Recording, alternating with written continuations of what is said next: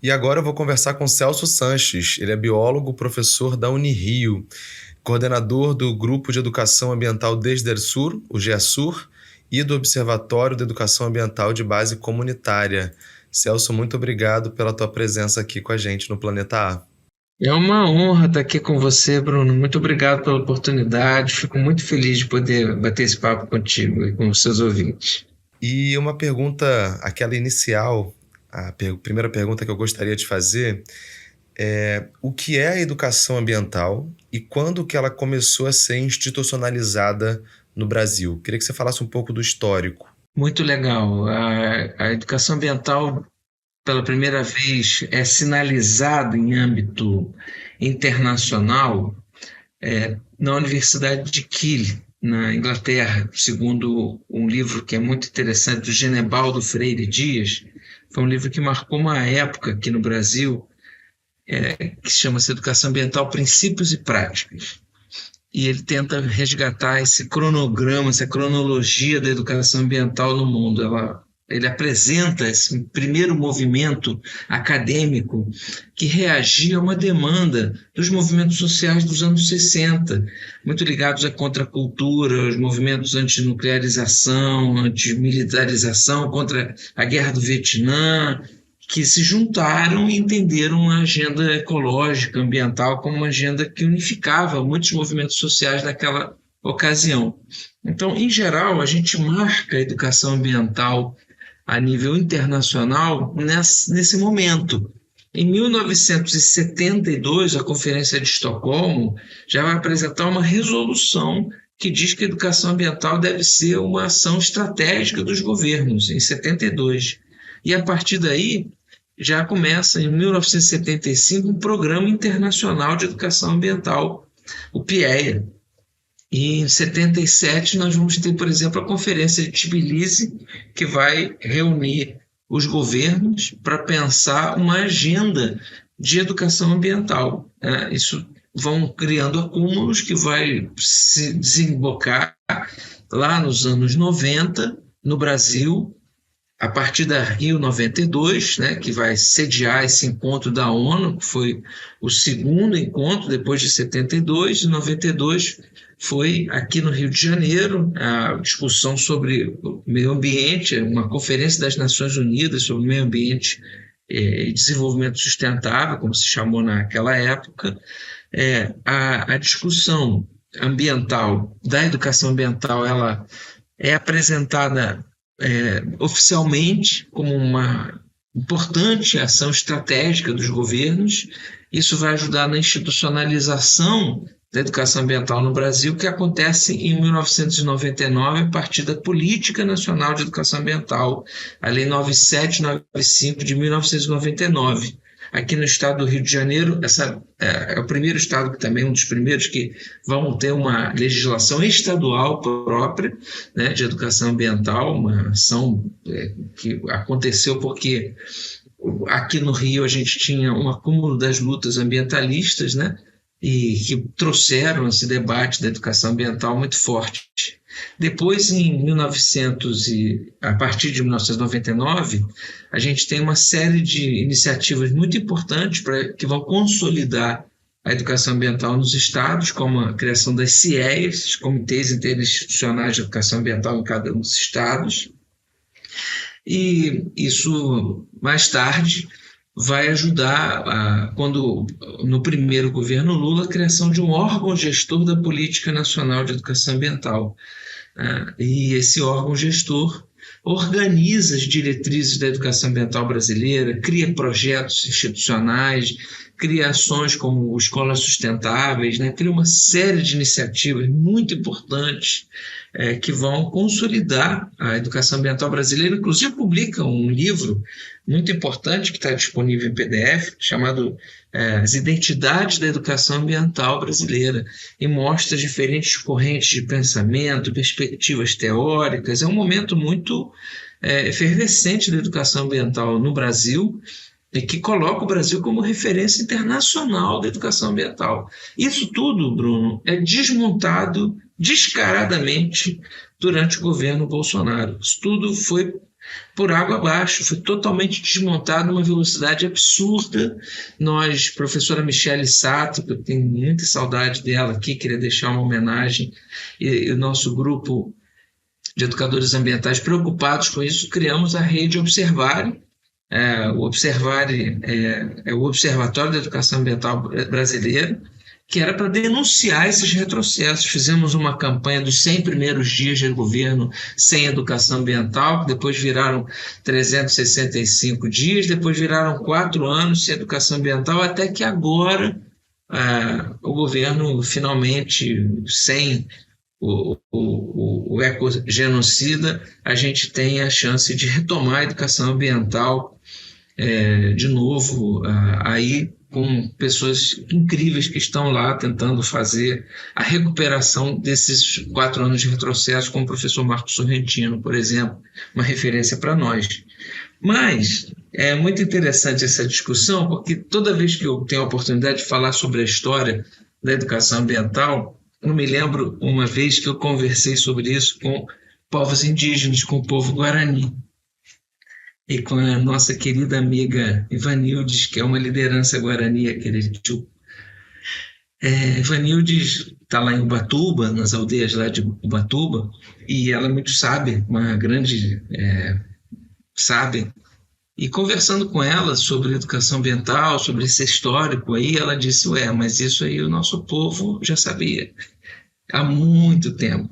Então eu gosto de repensar no início da educação ambiental na Universidade de Kiel, problematizar uma perspectiva nossa, dizer que talvez já muito antes da universidade, os nossos povos originários, não só no Brasil, em Pindorama, mas em Abya-Yala e talvez no mundo já tivessem conhecido o que é a importância de educar com a natureza, com o meio ambiente, né?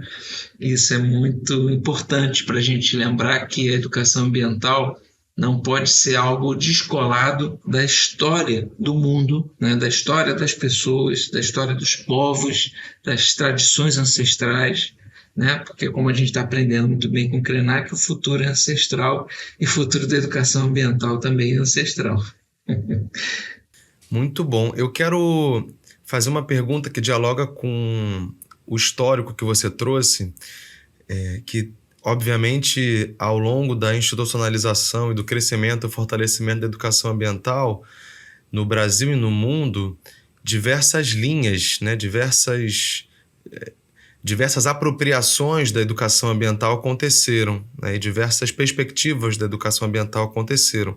Eu queria que você, sem a intenção de esgotá-las, né, pudesse trazer aqui um pouco quais são as principais, as que mais se tem força, né, hoje.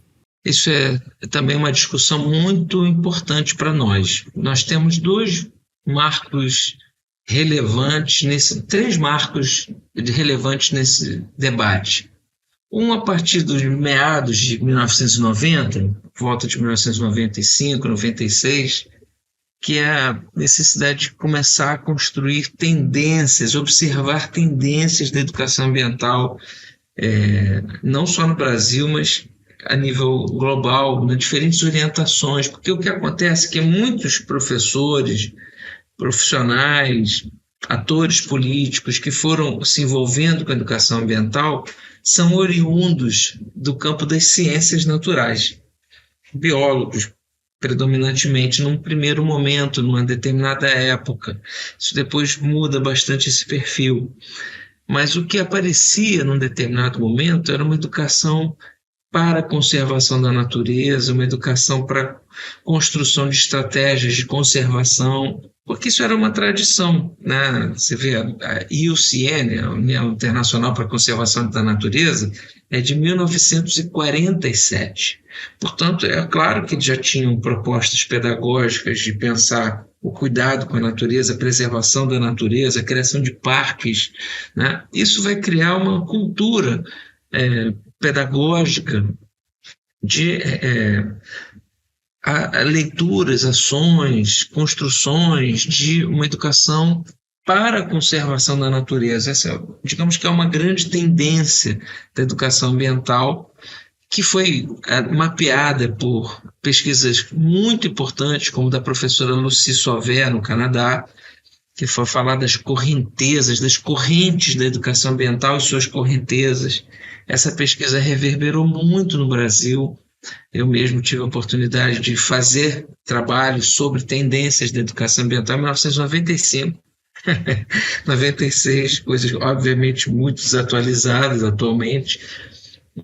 Não recomendo meus trabalhos, mas pessoas avançaram nos debates do que a professora Lucy Sauvé tinha apontado como essas correntes e correntezas da educação ambiental. E mais adiante surge um trabalho muito importante do professor Gustavo Lima, junto com o professor Felipe Lairati, meu amigo, mentor querido, pesquisador de extrema importância para o campo da ecologia política e da educação ambiental.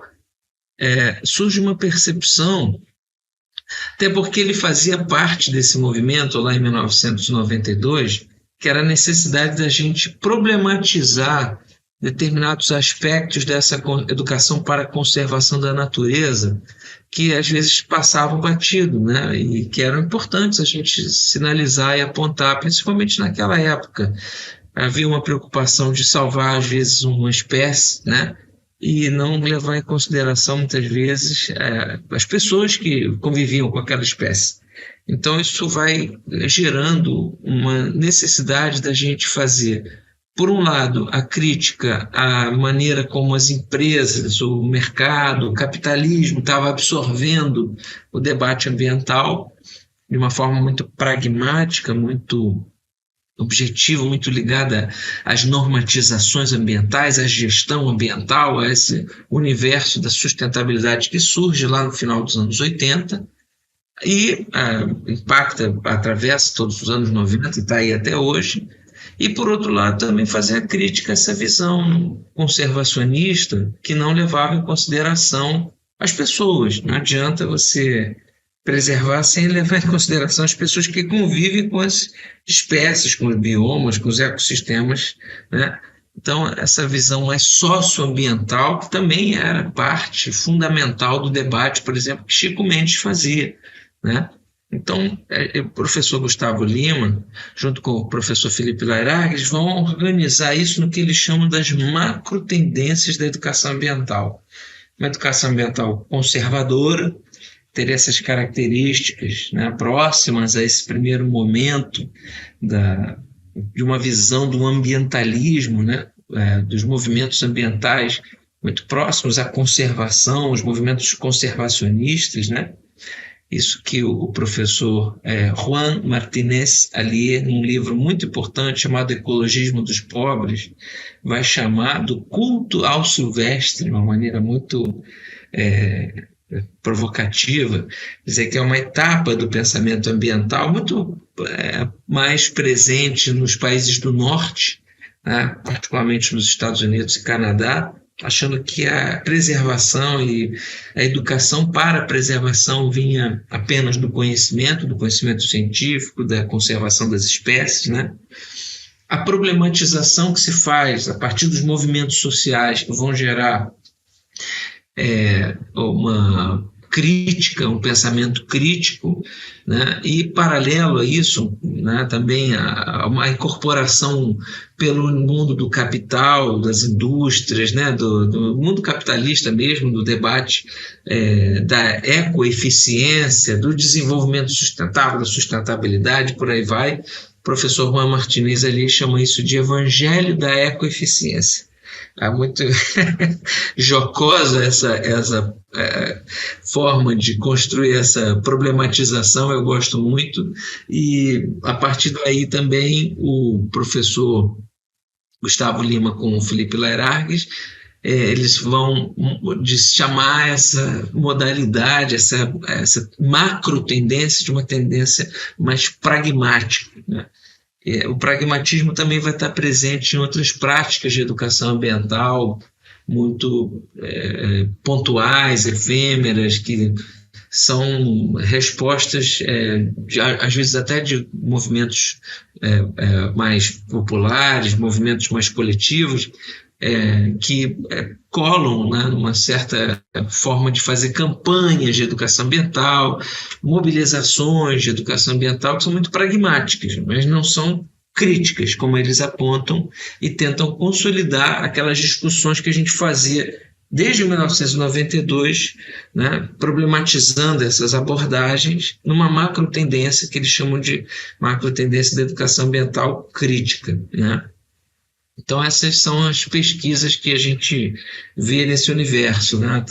É bom quem tiver interesse em aprofundar sobre esses temas, observar o que foram as leituras das diferentes correntes de educação ambiental apontadas pela professora Lucy Sauvé. Mais tarde, a apresentação das identidades da educação ambiental brasileira e, mais recentemente, uma percepção das macro tendências da educação ambiental, né, que vão acompanhar um pouco essa reflexão do professor Martinez Alier, que aponta essa corrente mais crítica, por exemplo, como oriunda dos movimentos por justiça ambiental, né? Então, hoje, a gente tem uma macro tendência da educação ambiental crítica, atenta aos movimentos da ecologia política, por justiça ambiental, procurando o tempo inteiro contextualizar a defesa do meio ambiente às pessoas que estão nessas lutas, né? É um pouco aí, inclusive, que o Gerson se situa. O Gerson nasce com esse desejo de pensar uma educação ambiental no contexto latino-americano a partir das lutas políticas dos povos da América Latina e Caribe e do Sul global, né? Por isso desde o Sul, né? Não só a América Latina, Caribe, Oceania, África também, para pensar como essas educações ambientais outras, né, se expressam em muitos outros povos, principalmente a partir das lutas populares, coletivas, dos movimentos sociais e por aí vai. Talvez, e aí essa é a dúvida, se a educação climática é um campo dentro da educação ambiental ou não, né? E aí, com o aumento dos eventos climáticos extremos, o tema da educação climática ganhou força e diversos projetos de lei foram protocolados pelo país, em vários estados, municípios, também no Congresso Nacional. Eu queria que você falasse das aproximações e diferenças da educação ambiental e da educação climática.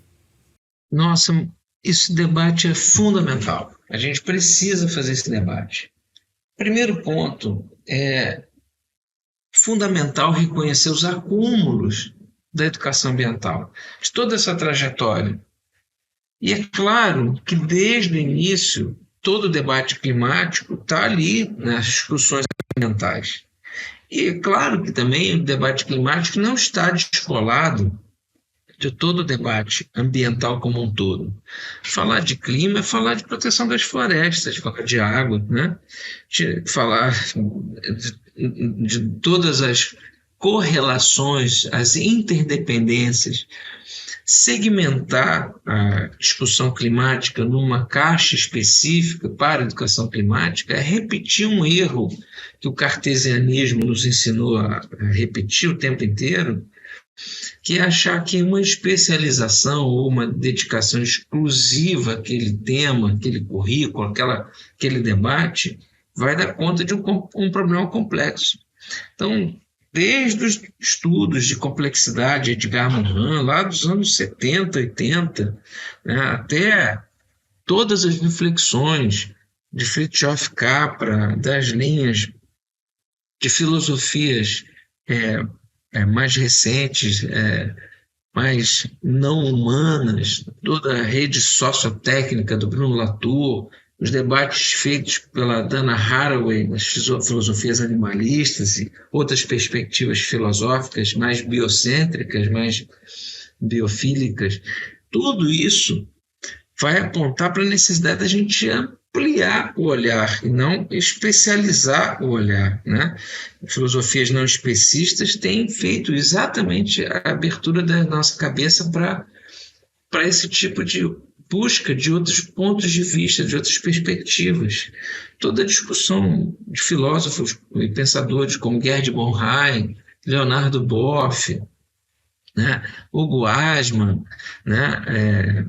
Como Elizabeth Satori, como Lynn Margulis, entre outros, vai nessa direção do ganho de complexidade. Então, por uma perspectiva teórica, filosófica, faz muito mais sentido falar de educação ambiental e climática, ou educação ambiental para o combate às mudanças climáticas, educação ambiental e mudanças climáticas, enfim, o nome realmente não importa, mas é entender que a discussão climática está sendo necessária de ser ampliada a partir dos acúmulos da educação ambiental. Uma perspectiva da educação climática pura e simples, você vê, nesse caso o nome importa, é uma forma de segmentar, de criar um espaço de debate que desconsidera esses acúmulos, por um lado.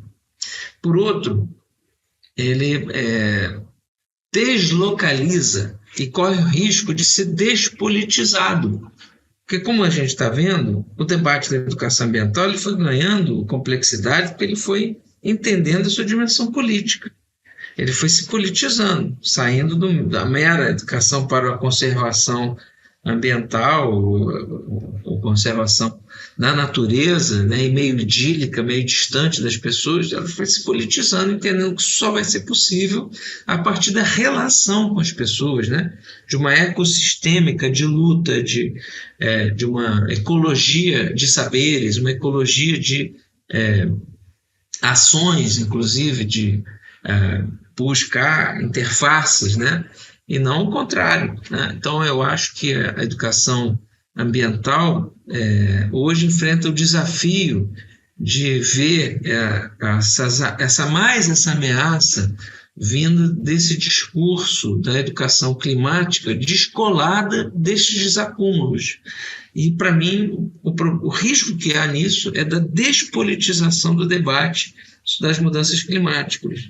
Entender, por exemplo, que as mudanças climáticas precisam ser discutidas no âmbito das vulnerabilidades socioambientais, da justiça ambiental e climática, né, das discussões das desigualdades socioambientais e climáticas, né? Então, para mim, esse debate precisa ser repensado, né, nessa perspectiva teórica e que tem reverberações práticas e um risco de ser um espaço que despolitize esses acúmulos do movimento ambientalista, que foi quem de fato denunciou as mudanças climáticas. Sabe quando a gente começava a falar em mudança climática? Eu mesmo participei de 1989, 87, 88, 89, a questão do clima já estava posta. Em 1992, durante a Eco 92 e a Rio 92, tanto no movimento do Fórum Global, quanto na própria conferência oficial, foram produzidos documentos tanto oficiais de governo sobre questões de mudanças climáticas, inclusive é daí que vem o protocolo de Kyoto, que deu origem ao protocolo de Paris e às COP, né? Mas também dos movimentos sociais. Havia uma série de cartas, eu mesmo sou signatário de algumas delas, eu estava lá em 1992, de movimentos da sociedade civil em alerta às mudanças climáticas. Naquela época, a gente também estava preocupado com o furo da capa de ozônio, da camada de ozônio. Isso era um tema muito efervescente naquela época, que diminuiu o problema e agora voltou de novo, né? Então, a gente já deu esse alerta, né, há 40 anos atrás, né? 40 anos, 30 anos atrás. Enfim, essa é uma questão que está posta há muito tempo. Então, quando eu fico vendo movimentos capitaneados por, inclusive, setores da sociedade que são muito alinhados a um discurso menos progressista, inclusive, chamando a atenção para uma educação climática, eu fico preocupado em ver como esse evento, como esse assunto pode ser, assim como foi com a a educação ambiental também, em um determinado momento, incorporada, ou as discussões de sustentabilidade incorporadas por setores empresariais que incorporaram esse tema. Todas as empresas hoje grandes têm setores de meio ambiente, mas isso não quer dizer que elas pararam de poluir. Ao contrário, né? Não quer dizer que empresas que têm setor de meio ambiente sejam responsáveis pelo meio ambiente. Engraçado, elas têm o setor de responsabilidade, mas não quer dizer que elas sejam responsáveis, né? Ao contrário, elas pioraram suas práticas ambientais. E é de uma contradição enorme, porque, veja só que interessante, agora, nas políticas internas para a empresa, você tem o seu próprio copo, você tem as suas práticas de coleta seletiva dentro da empresa, as empresas chegam a ser até rigorosas demais com o trato do seu funcionário dentro do seu prédio. E, ao mesmo tempo, essa mesma empresa está lá no campo invadindo áreas indígenas, expandindo sua planta industrial ou sua área de plantio, né? E exportando mais, produzindo mais, e gerando mais resíduo, mais lixo, mais impacto do que nunca, né? Então, é uma contradição que mostra que a ecoeficiência é uma falácia, uma mentira. Não que não seja importante a gente também fazer esse debate. Temos que ter ações de ecoeficiência, não há dúvida, né? Temos que ter, mas o compromisso não pode ser essa hipocrisia ambiental que a gente vê no discurso ecológico assumido por determinados setores empresariais dentro do que o Martinez Alier chamou de evangelho da ecoeficiência. Acho que essa é o risco que a gente tem quando fala em educação climática, negligenciando esses acúmulos, né?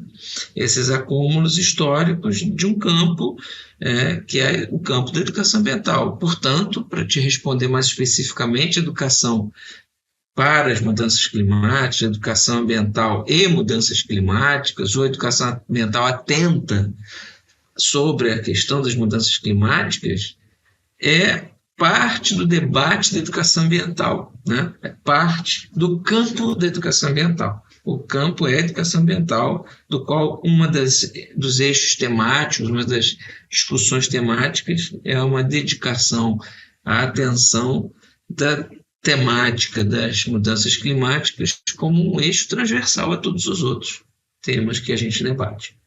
Inclusive, me parece que nos últimos anos, com o boom das discussões sobre mudanças climáticas, há um descolamento do debate sobre a crise climática em relação à crise ecológica que se coloca no planeta hoje, né? A crise da biodiversidade, a crise dos ciclos, por exemplo, do fósforo, de elementos naturais e outras crises e outros pontos de não retorno que a gente está avançando para superá-los, que ficam à margem dessa discussão em que o foco está totalmente voltado para a questão climática, né? E me parece que há essa especialização para o clima, tanto do ponto de vista das discussões internacionais, né? As COPs, na verdade, não são conferências para clima, né? São reuniões das partes. E existe a COP da biodiversidade, que tem uma cobertura muito menor do que a COP para mudanças climáticas. Então, me parece que tanto do ponto de vista do mercado, quanto do ponto de vista das discussões internacionais dos países, quanto do ponto de vista da sociedade, de nós também, que estamos criando conteúdo, que estamos debatendo, que estamos fazendo a discussão pública, uma hiperespecialização na discussão climática em contraposição a uma crise ecológica que é muito mais ampla do que essa crise climática. Exatamente. A gente não pode perder de vista a dimensão sistêmica da crise, né? Porque veja só que importante. Quando a gente descola esses assuntos, e o sistema ONU ele tem essa tendência.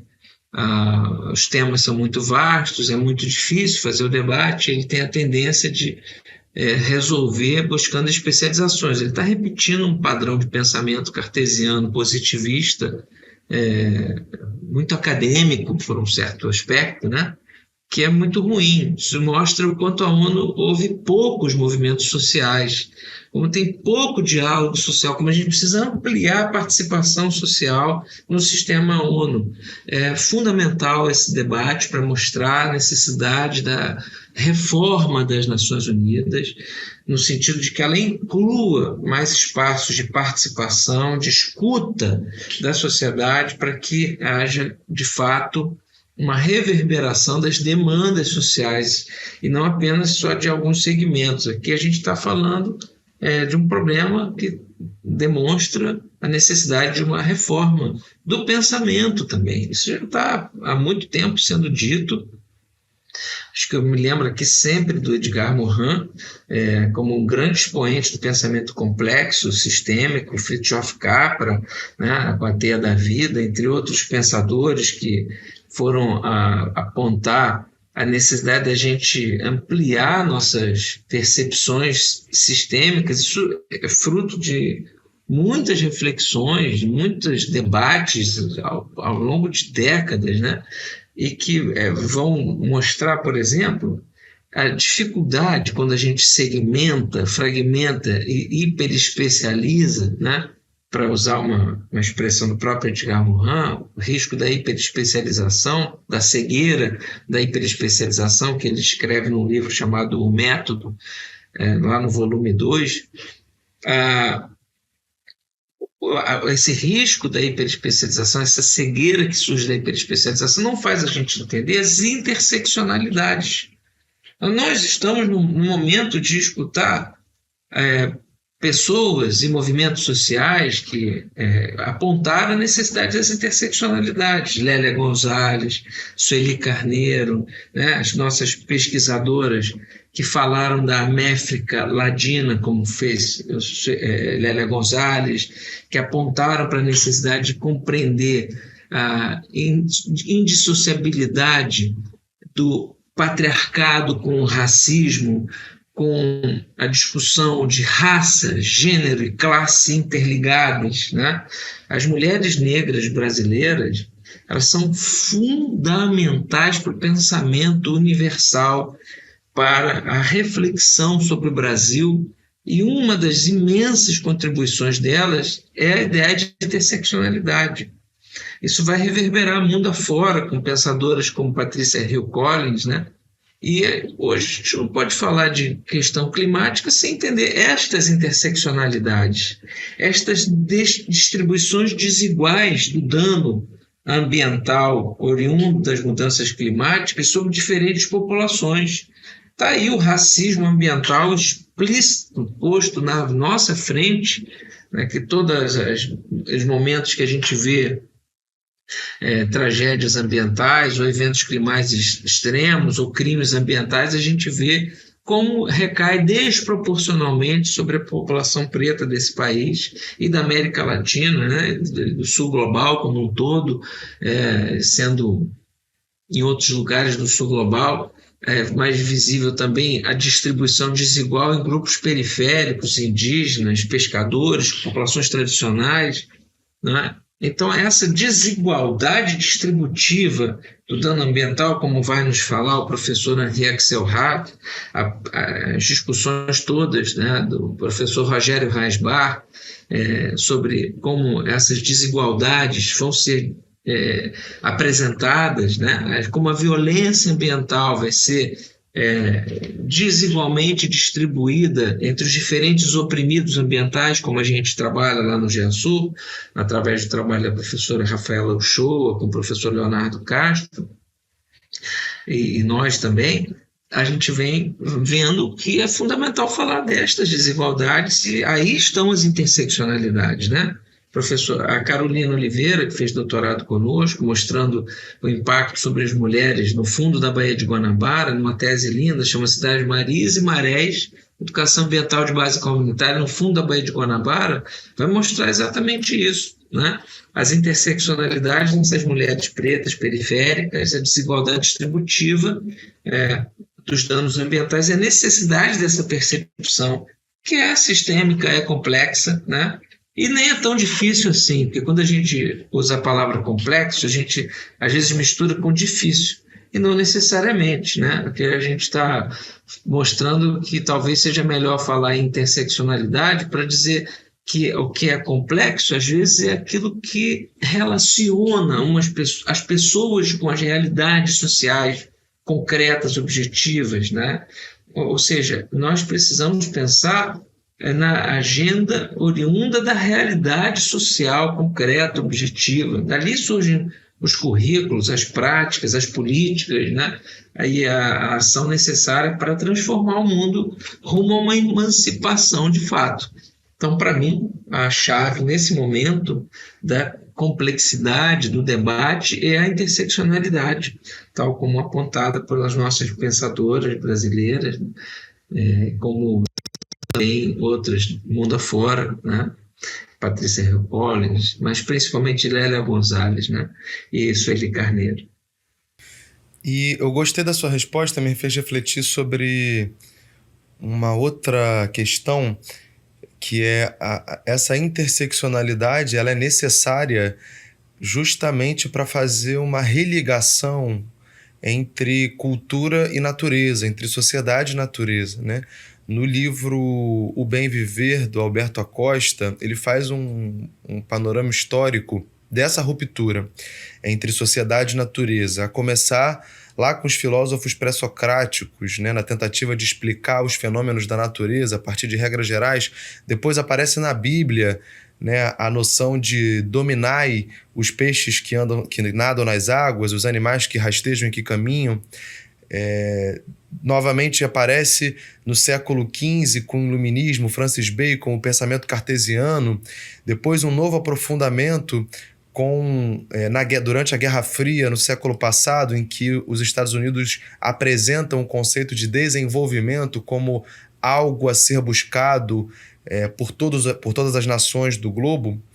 E como, ao longo dessa história, o caminho é sempre o de romper, de promover uma cisão entre sociedade e a natureza.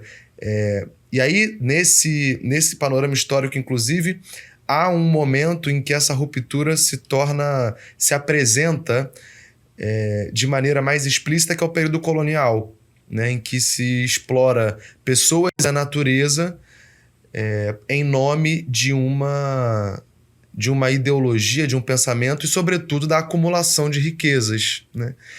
Então, eu queria te fazer a pergunta: como você acha que a educação ambiental, qual é o papel da educação ambiental para esse religamento, essa reaproximação entre sociedade e natureza? Nossa, muito bom. Agora vieram outros nomes indispensáveis para a gente falar de interseccionalidade. A Kimberly Crenshaw, a Bell Hooks, claro, fundamental. A Carla Cotirene, que tem esse trabalho também muito importante. São pensadoras que têm ajudado muito a gente a se conectar com a perspectiva das mulheres negras, né, para pensar a interseccionalidade, mas também a interdisciplinaridade. E esse debate, Bruno, me faz refletir sobre qual é o nosso ponto de partida. Porque ainda pensando com elas, né, a gente tem, por exemplo, a discussão da nossa ancestralidade africana, diaspórica, né, onde você tem os povos iorubá fazendo ou produzindo ou existindo a partir de outras cosmopercepções, como diria a filósofa nigeriana Yumi Oronke, que é a Cláudia Miranda, professora da Unirio, minha colega, minha professora mestra, é uma grande leitora e também interlocutora. As perspectivas, as cosmopercepções, veja só que não é só cosmovisão, né? Que tem outros sentidos envolvidos, né? De povos africanos em diáspora, são cosmopercepções que vão levar a uma outra forma de habitar o mundo. É um habitar com a natureza. Essa forma de habitar com a natureza a gente vai encontrar também com os povos originários desse país, né? Isso está presente, está sendo dito na obra do Ailton Krenak o tempo inteiro, do Davi Copenau, da Eliane Potiguara, nossa querida escritora indígena. Está na obra da incrível artista plástica Dayara Tucano, sou muito fã, completamente apaixonado pela obra dela. Claro, do Jade Lisbelnens também, claro, né, que deixou um legado gigantesco no impacto da arte dele, falando disso, dessa necessidade de questionar essa maneira de habitar o mundo, que, como diria o Malcolm Ferdinand, nesse livro incrível, Ecologia Decolonial, é um habitar colonial. É um habitar que repete o que eu chamo de monomundo, que é o mundo da monocultura, da soja, da cana, do café, do açúcar, mas também a monocultura das ideias, como diria a Vandana Shiva, né? A monocultura da mente e das sementes, né? Como ela diz no livro dela. Então, para mim, o monomundo, esse mundo monolítico, monocromático, monoestático, monogâmico, monotudo, né? Onde você tem a monocultura como princípio, né? E como meta, como objetivo, né? Cuja finalidade é o enriquecimento de uns e não de outros. No fundo, tem um supremacismo aí dentro do monomundo, né? A monoacumulação. Monoacumulação, exatamente. E, no fundo, é para beneficiar alguns supremacistas, como Elon Musk e esses bilionários que agora a gente está vendo, são pessoas muito estragadas, né? Muito adoecidas e assim, perigosas mesmo, porque são promotoras do monomundo, né? Então, a gente, nesse monomundo, tem uma monocultura muito perigosa, né, de impor uma forma de habitar o mundo que é contra a natureza. O Sérgio Moscovici escreveu um livro muito bonito, chama Sociedade contra a Natureza, onde ele tenta recuperar exatamente a origem psicossocial, a ecologia social dessa forma de estar com a natureza, que é uma forma de ser contra a natureza. Você ontem viu o Gabriel Medina perder a medalha de ouro porque ele não surfou nenhuma onda durante 15 minutos. Não é que não tinha ondas. Logo em seguida teve uma outra bateria com mulheres, e aí a brasileira ganhou a outra medalha de prata porque pegou as ondas que tinham. Isso mostra uma pessoa que conversa com o mar, uma pessoa que entende o mar e dialoga com a mar, né? Como diz Eduardo Galeano, e com a mar ela foi e pegou as ondas possíveis. Ele não, mais preocupado com a imagem dele do que com o que significa lutar pelo Brasil numa Olimpíada, não surfou nada. Se contentou lá com o bronze, porque o interesse dele, pelo visto, era mais tirar uma foto de impacto do que, de fato, defender o país nas Olimpíadas, né? Podia ter ido muito além, não foi porque não quis, porque não tinha diálogo com a natureza. Esse é um tipo de pessoa contra a natureza, uma pessoa anti-vida, anti-ecológica, apesar de surfista, né? Que deveria ser o oposto disso, que os surfistas, 99% deles são pessoas em contato com a natureza, em diálogo com a natureza, né? Mas tem essa pessoa aí, e a gente sabe quem ela votou no verão passado, né? E sabe de que crimes ela é cúmplice. Então está aí mais uma mostra de que pessoas como essa são antinatureza, né? São pessoas produzidas por essa sociedade contra a natureza, né? E aí é isso, ganhamos um bronze com gosto de lata, né? E ganhamos uma prata com gosto de ouro, com a nossa querida surfista que foi lá e fez lindo, belíssimo, né? Que não é só competir nem ganhar medalha, é entrar em contato com a natureza, é interagir com o seu próprio povo, entender também a sua relação com os outros, também com a natureza, né?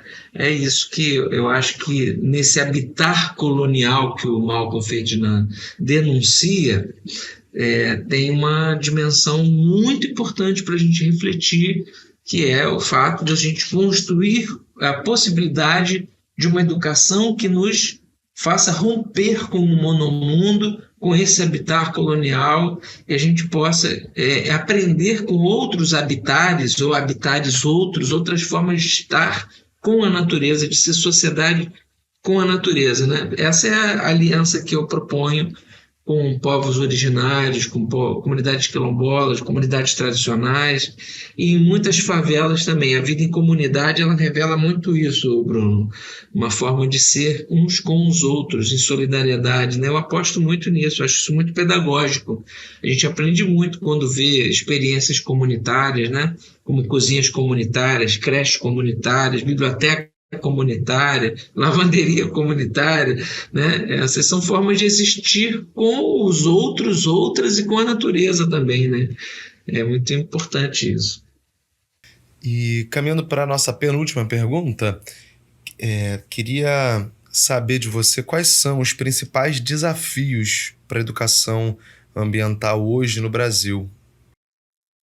Nossa, são muitos, muitos. Acho que agora a gente tem que enfrentar o desmonte, né? Tem que recuperar o monte, literalmente, né? Recuperar o monte significa retomar todos os nossos acúmulos, significa disponibilizar todos os nossos acúmulos que eles tentaram apagar, significa recuperar toda a nossa memória, fazer com que ela esteja viva, significa fomentar uma conferência nacional de educação ambiental, não apenas só de meio ambiente, mas uma conferência nacional de educação ambiental, onde a gente possa juntar escolas, comunidades, juntar todo mundo para pensar a política pública brasileira de educação ambiental e dar um exemplo para o mundo a respeito disso, juntar empresas também, né, com as boas práticas que algumas delas têm, né? Não aceitar mais lavagem, greenwashing, né? Não aceitar mais o engodo do marketing ecológico, não permitir mais que campanhas ocupem o lugar da educação. Uma coisa é uma campanha, a outra é a educação. Exigir que a educação ambiental realmente esteja na centralidade do debate sobre o Brasil, né?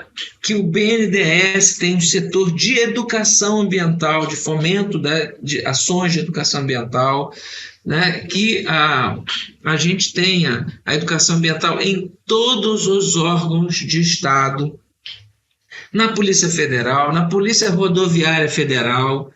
Outro dia eu falei isso, mas como assim?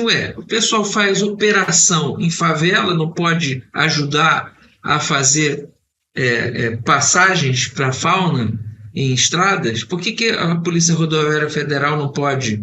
Se já está tão disponível para trabalhar invadindo favela, né, e cometendo atrocidades, asfixiando pessoas no camburão deles, por que não trabalha de fato e vai para as estradas evitar atropelamento de animais silvestres, criar corredores de fauna? Vai trabalhar, né? Botar Marinha, Exército, Aeronáutica para trabalhar de fato, não só pintar meio fio, botar essas pessoas para cuidar da natureza, cuidar dos rios, cuidar da nossa Amazônia Azul, que eles adoram essa expressão, que eu até agora não entendi direito o que é exatamente, apesar de todas as explicações das leituras que eu fiz. Eu não acho que seja o debate, enfim, é outro assunto para a gente discutir outro dia aí, mas, enfim, a gente quer que eles trabalhem em defesa da Amazônia Azul, que eles trabalhem aí combatendo o garimpo ilegal, né? Combatendo os invasores de terras indígenas, combatendo fazendeiros gananciosos que tentam invadir aldeias indígenas, inclusive as demarcadas, como estão tentando fazer com o povo Guarani Kaiowá, que eu quero aproveitar para deixar minha solidariedade, ajudando as aldeias Pataxó e Pataxó-Ranrã do sul da Bahia, hoje sob ameaça, ajudando o Cacique Babá, os povos Tupinambá, contra seus agressores, né? É para isso que a gente quer, como diz a música, polícia para quem precisa, polícia para quem precisa de polícia, né? Então é isso, o Exército, as Forças Armadas, todas a gente quer trabalhando muito. A gente não é contra elas, não, ao contrário, eu quero que elas trabalhem, eu sou a favor delas e que elas trabalhem, porque eu sou vizinho delas e eu não vejo esse trabalho acontecendo ali em defesa do meio ambiente na Urca, né, onde a gente é vizinho. Não vejo as ações deles protegendo o Morro do Pão de Açúcar, que recentemente queriam fazer uma loucura, uma tirolesa, né, em cima do quartel, nunca vi isso, né? Enfim, coisas desse tipo que a gente não pode permitir, que mostram que a gente está negligente com o meio ambiente em muitos sentidos, né? Eu penso na educação ambiental em todos os setores do Estado. A educação ambiental nos hospitais, na terapia ocupacional, na recuperação de pacientes, de crianças internadas. Eu vejo educação ambiental nos correios, em cada carteiro, como um educador ambiental, levando a mensagem da importância das embalagens, da logística reversa que eles entregam.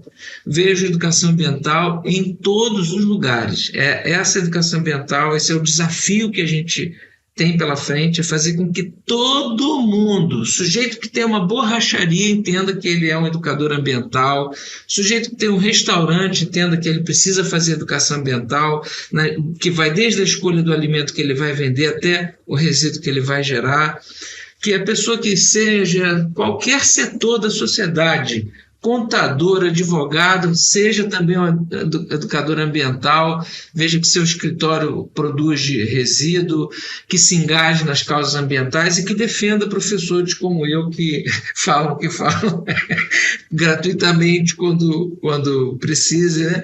Enfim, a gente tem que ter educação ambiental em todos os setores da sociedade, todos os órgãos de Estado, de governo, todos os setores comerciais, industriais, todo o setor do agronegócio, quem está lá no campo produzindo, pequenos agricultores, inclusive eles já fazem educação ambiental, as experiências do MST, do MPA vão muito nesse sentido, né? Mas outros agricultores, inclusive, também de médio porte, também já estão fazendo, precisam ampliar essas ações e, de fato, se comprometer com essa mudança. Nós estamos diante do colapso ambiental, né?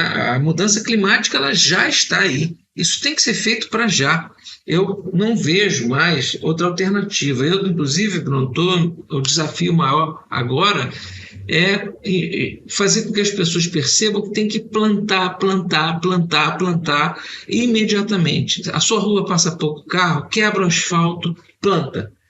A rua é um estacionamento, quebra o asfalto, planta. Aonde puder fazer canteiro, planta. Todos os rios urbanos do Brasil serem renaturalizados. Vai ser caro, vai nada. A gente tem dinheiro, a gente gasta dinheiro pagando juros de banco, pagando juros para investidor estrangeiro. Para de dar esse dinheiro para isso, vamos cuidar da nossa sobrevivência, vamos cuidar da nossa saúde, vamos resolver aqui. E determinados rios urbanos são plenamente possíveis de serem recuperados, tá? É uma questão de mudança da ótica da gestão pública, botar a gestão das bacias hidrográficas na centralidade do debate. Recuperação urbana no sentido da recuperação ambiental, da recuperação da água, é fundamental para a nossa sobrevivência. Então aqui, por exemplo, no Rio de Janeiro, a gente tem o Rio Maracanã, que é plenamente renaturalizável. Ele pode ser renaturalizado, exige esforço, exige envolvimento das pessoas, não é um trabalho fácil, mas ele é necessário, ele tem que ser feito. Assim como o Rio Carioca, o Rio Joana, os rios da cidade, todos têm que ser renaturalizados. Isso, para mim, é uma questão que está assim, na ordem do dia. Por último, tarefa é pensar uma educação que leve à ação, por exemplo, de reflorestar todos os espaços possíveis de serem florestas novamente. tem um espaço, tem um morro vazio, como, por exemplo, a Serra dos Pretos Forros, né, que é um território aqui no Rio de Janeiro de extrema relevância para a história. Olha o nome, Serra dos Pretos Forros, olha a importância histórica, estratégica, fundamental. Ali vizinho tem uma outra comunidade, um bairro chamado Água Santa, do lado está Encantado. Reflorestar todo esse paredão da Serra dos Pretos Forros é absolutamente fundamental. Então, o desafio é pensar uma educação ambiental que nos leve a essa ação ambiental, a essa transformação ambiental, no sentido do reflorestamento, não só dos morros, mas também das nossas ideias, né? Reflorestamento da nossa comida, reflorestamento do nosso vestir, reflorestamento do nosso pensamento, reflorestamento do nosso jeito de existir, reflorestar o nosso habitat no mundo, a maneira como a gente mora, que a gente habita, reflorestar esses condomínios aí parece que o que é isso? É essa lógica de mercado que os apartamentos novos são cada vez menores, né? Que lógica louca é essa? Por que não é floresta? Vamos viver em florestas, né? Vamos florestar também o urbanismo, reflorestar a lógica de construir a cidade, reflorestar as cidades, renaturalizar os rios, reorganizar a nossa forma de existir no mundo no sentido de uma sociedade com a natureza e não contra a natureza. Essa, para mim, é a tarefa de educação ambiental. É gigante, é enorme, mas nós, educadores ambientais, professores, biólogos, nós somos sonhadores, nós somos pessoas que acreditamos na utopia. E é isso que faz a gente ter certeza absoluta de que isso vai acontecer, isso será feito e a gente vai fazer isso acontecer, nem que custe o que custar. Ninguém pode deter nossos sonhos. Nós somos formigas atiçadas, eriçadas por um desejo extremamente pulsante de mover nossas vidas nessa direção. Impossível nos deter. É isso. E para finalizar, eu gostaria de te pedir algumas recomendações, né? Você já deu várias recomendações de leituras de autores e autoras, e eu queria te perguntar recomendações de filmes, séries, músicas, o que você está vendo, o que você está ouvindo? Poxa, muito bom. Eu tenho tenho ouvido muita música da América Latina, né? Residente, tenho ouvido muito Ana Tijoux, tenho ouvido muito os movimentos latino-americanos de resistência na música, como Rubem Patagônia, com Jeremias Schalk, Mapuches lá da Argentina, meus amigos queridos fazendo música de fronteira e de luta em defesa das sementes e das sabedorias ancestrais. Tenho acompanhado muito a produção audiovisual de pessoas incríveis como Clementino Júnior, do Cineclube Atlântico Negro, o cinema negro brasileiro e latino-americano e africano, potentes, fantásticos, né? Então, a produção do Clementino Júnior na área do cinema é indispensável, né? Tenho tido a oportunidade de acompanhar movimentos artísticos extraordinários, como o Cinema no Interior, que produz cinema a partir da realidade local das pessoas do interior desse país, principalmente no Nordeste. Artistas plásticos, muita obra de arte indígena contemporânea, como a Dayara Tucano, Arissana Pataxó, pessoas extraordinárias que a professora Ludmila Duarte organizou até na tese de doutorado dela, chamada Corpo-Paisagem, a luta das mulheres indígenas, né, através da arte e a educação ambiental contra essa necropolítica que está aí. Então, os movimentos de arte indígena, como as performances da Uira, né, extremamente maravilhosas, instigantes. Então, tem um movimento artístico muito pulsante a partir dessa juventude indígena, a partir dos movimentos sociais, a partir do movimento negro também, né, que produz coisas maravilhosas como o afrofuturismo da Lu Ain Zaila E um livro que eu queria recomendar muitíssimo é o Sancofonia, né, onde tem essas histórias todas sendo contadas, né? Posso deixar de recomendar o Nego Bispo, que é fundamental para abrir a nossa cabeça para uma contracolonização necessária, a obra do Luiz Rufino, da Pedagogia das Encruzilhadas, ao Vence Demanda, ao Ponta-Cabeça, né? Na música, eu também queria aproveitar para recomendar Digitmia in Blues, que é uma modesta banda muito ruim, cujo vocalista e gaitista é esse que vos fala. Então, depois eu vou te mandar para você botar aí de pano de fundo desse podcast as nossas músicas, então tá lá também. A arte, música, poesia de Eduardo Galeano sempre, hoje sempre, né?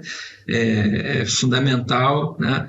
Então, é isso, tem muita coisa que eu gostaria de recomendar para essa movimentação, porque a arte ajuda a gente a olhar o mundo, a imaginar o mundo e a disputar a imaginação do mundo, não permitir que eles dominem a nossa capacidade de sonhar. Nós temos a obrigação de seguir sonhando, inventando, imaginando outros mundos possíveis. Depois dessa entrevista inspiradora, desse papo fundamental, queria agradecer novamente ao professor Celso Sanches pelo papo. E você que está nos ouvindo pode acessar essas recomendações aqui na descrição do episódio. Celso, muito obrigado pelo teu tempo. É um prazer enorme, Bruno. Conta comigo sempre, é uma honra.